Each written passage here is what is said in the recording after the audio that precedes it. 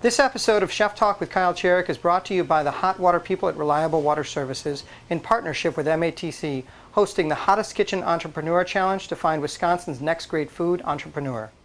3 finalists have been named in this statewide challenge open to aspiring chefs with innovative ideas for food businesses. The finalists range from organic sauces and handcrafted beverages to fresh fruit-based frozen treats. The winner will be chosen July 31st during the final judging event at MATC's Cuisine restaurant. Chef Talk with Kyle Cherek is brought to you by the following presenting sponsors: Mandel and the North End. For more information on these or other supporting sponsors, please click on the banner ads to the right of the Chef Talk episodes for links directly to their websites. For this Chef Talk with Kyle Cherek, I have a cocktail with Matt Kerley, the executive chef of the Rumpus Room. He is an amalgamation of all the places he's been from. He was born in Australia, he learned how to cook in the South, and then made his way out to San Francisco, where as an executive chef of 2 restaurants, he garnered both a 3 and a 3.5 star from the San Francisco Chronicle. In comparison, Thomas Keller's French Laundry has a 4 star. Here at the Rumpus Room, I think that his cuisine is both homespun and inspired, and he's managed what the gastropub term means and has become to mean for American diners. It's Chef Talk with Kyle Cherek and Matt Kerley of the Rumpus Room. So you're like the griffin of chefs, because you're part lion and then you're part fowl, and then you have this strange, well no, because you grew up in Southern cooking. Yeah. But any other part in the country, you say, what about your cooking? Other areas of the country kind of look down on their shoes, or not really sure what Midwestern cooking is, or West Coast cooking, there's so many different, but a Southerner will be like, yeah, here's what it is. Well, yeah, exactly. But they know in their heart. It's Southern food. Yeah. Right. Yeah, and you grew up in that. Right. And then you went out to San Francisco. Yeah, like I ate shrimp and grits. I make good shrimp and grits. I love it, There's a lot of Southern things that I guess were just staples no matter where you're at in the South. It's interesting though, because I feel like there is a lot of fine dining, and then there's a lot of kind of, I'm not going to quote the restaurant specifically, but we have gastro grub on a billboard somewhere, and it's things like that. It's like the world of kind of just casual, good food that's kind of fine dining, but not really dumbed down, done in a more approachable way, that people still expect to pay decent dollars for, but not quite fine dining dollars for, that's going to be better than just the burger you get at a bar. You know what I mean? And I feel like that's the kind of middle ground that we haven't really seen too much here yet. What was it like to cook in San Francisco, where the competition to be a good chef was so much more hardcore? Man. Like you could be replaced at any moment. Any second. You worked at a restaurant that got 3.5 stars from the San Francisco Star Tribune, and the French Laundry had 4. Yeah. And then you worked at another restaurant where you were the executive? Yeah. Two executive chefs. We got 3 stars. Yep. So that's like kiss the ring. 1 market, Michelin star. One Michelin. One Michelin.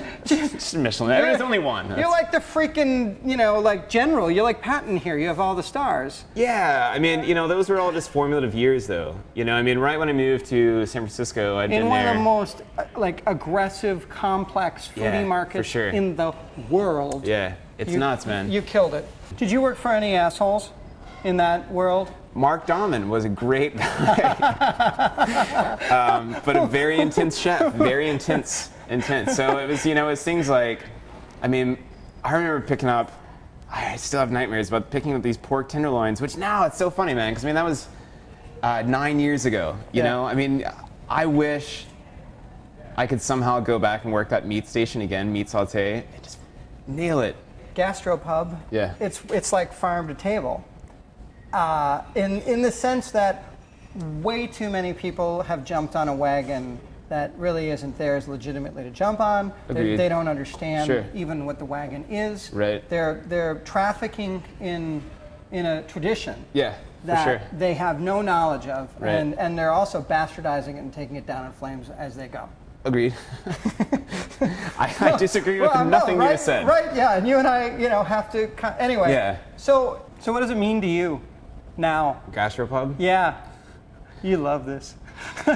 You so don't. I don't know, man. No, it's a pub and gastro. It's a bar and food. It's bullshit. No, the answer he gave is bullshit. It's honestly what it is to me is not. I mean, this is gonna sound transcendent and just artistic. lay it on the line. This is for your... and it's gonna sound, whatever, man. This is how. Okay, this is what a gastropub is for me. A really good bar with great brews and really good food, but done in a somewhat more, not. Maybe just a slightly less sophisticated way than you would get at a fine dining restaurant, you know? So it's a very approachable food without all the hoity-toity, presentations. So everything that Bartolotta does is both deliberate and artful, at least in my opinion. Yeah. Then they have this beautiful combination of the two Sure. when they open a concept. Sure. And they do concepts which is, from a banker's standpoint, like idiotic, because you can't achieve scale.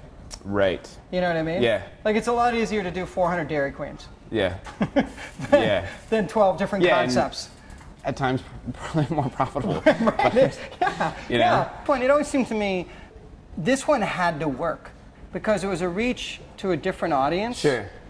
That the group was hoping to capture their imagination. Yeah. So did you freak out a little bit when you became the executive? Like, oh man.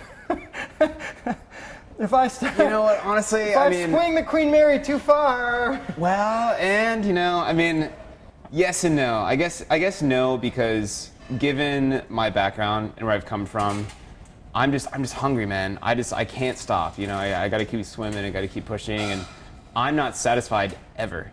I can put it. I'm changing the menu on Friday, and I guarantee you by next Friday I'm gonna want to change 4 dishes.